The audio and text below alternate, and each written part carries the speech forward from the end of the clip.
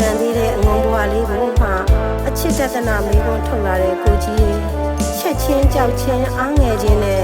ချစ်ချင်းဆိုတဲ့အတိတ်တွေကိုနားလည်ဖို့အတိမကျယ်သေးတဲ့ညီမလေးရဲ့ဟင်းအင်းဆိုတဲ့အာမေလေးစကားလေးနှလုံးကြောင့်ကိုကြီးနဲ့ညီမလေးတို့ဝေးခဲ့ကြလို့မဟုတ်ခဲ့ရတာတောင်စီကညိုမိုးလေးပြိုတိုင်းမှာ